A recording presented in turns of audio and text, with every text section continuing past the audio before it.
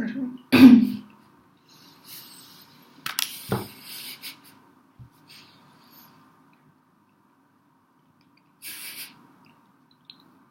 my god. I chewed for almost 15 seconds. Okay. So, I went to the market and I got this chocolate bar. And this is a shitty webcam, so you can't really see, but it's salted almond with milk chocolate because I'm still a baby, I'm not grown up yet, and I don't like dark chocolate as much as I like milk chocolate, and it's so good. Very good. Highly recommend. 5 out of 5 stars. 10 out of 5 stars. It's great. A plus.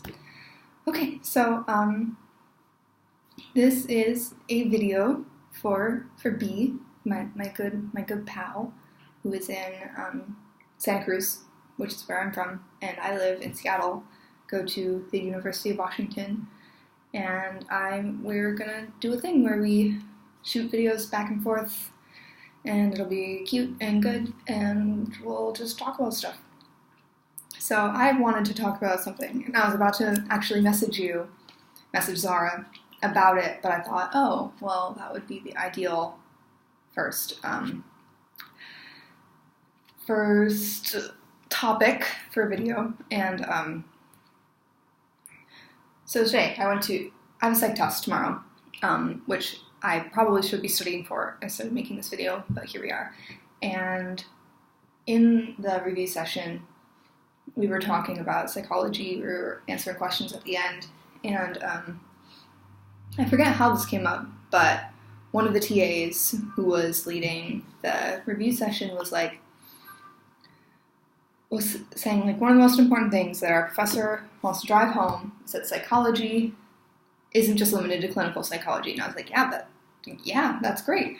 Even prior to taking that class, I did kind of think it was, oh my god, there's something in my teeth. Oh no, it's still there. Oh, fuck. Okay, it's better.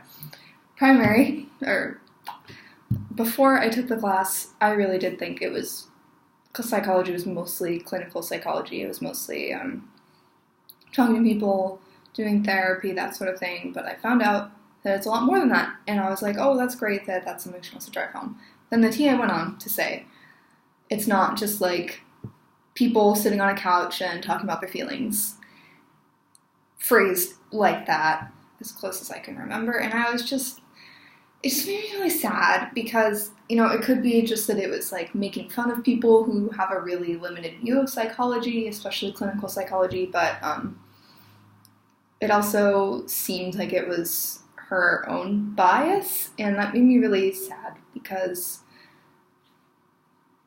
well, for a lot of reasons, just that someone in the field who's studying psychology would really kind of talk about clinical psychology in a way that was really demeaning, and I don't understand why that made her point stronger. Like, why do you have to say that clinical psychology is somehow, like, frivolous or not as, like, intelligent or intellectual as, like, doing, like, biopsych or neuroscience or something? And I don't know, it's just something rough and something that bothered me, and I thought, wow, that would really bother Zara, because you're trying to, your goal is to be a therapist, and people bashing on therapy, making fun of it, has always been something that's irked me, just because my mom's a psychologist, and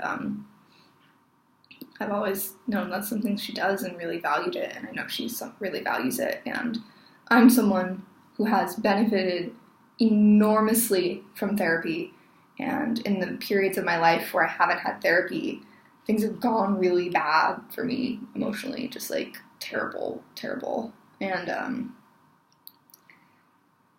therapy is just really important to me, but it really sucks that even now people don't seem to really think it's important. Like, if you're Googling therapy, for example, one of the first things that'll come up is, like, does therapy, Google will be like, does therapy work? It's like, well, like, I don't know, the implication is that so many people have doubts about the effectiveness of therapy, and I wish they didn't have those doubts. Like, I wish more people kind of believed in its legitimacy. I feel like I'm kind of saying the same thing over and over again. But I don't really know how that could change. How to change people's view on therapy. I mean, I think it's something, maybe like media representation, that could help. Like, showing it in a positive way. Like in Glee, how there's Emma, the counselor, that's someone who's in the field of psychology, and she's totally incompetent. She, like, not only is, like, really suffering from pretty extreme obsessive compulsive disorder, but she is kind of in denial about it for a while, or it's sort of played off as, like, a character quirk, or, like, a trait that she has, but not, like, a really debilitating, serious mental illness that she's suffering from. And she's, you know, aside from her own personal things, like, the only really advice that she gives is before she gets more involved with Will, she gives people pamphlets, and then after she suggests, like, oh, well, why don't you sing about it? Or if someone's having a communication problem, a relationship problem, she says, why don't you sing to each other, because that's more valuable of a form of communication than talking to one another.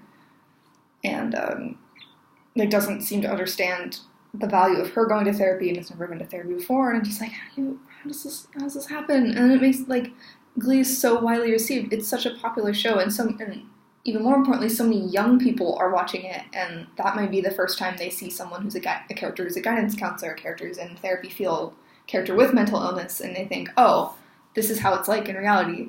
It's not how it's like in reality.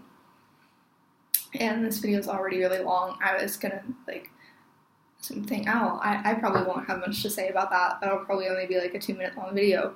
Here we are. I could still keep talking about it, but I think I should probably stop soon, because I want to eat more chocolate, and I should probably study, even though I don't want to. Okay, that's all for now. Sorry, I love you, and I miss you so much, and I hope you enjoy this video, and I hope this is, like, a project we can do together. I'm really excited about it. So yeah, okay. That's all from Mango. Signing off. Okay. Bye.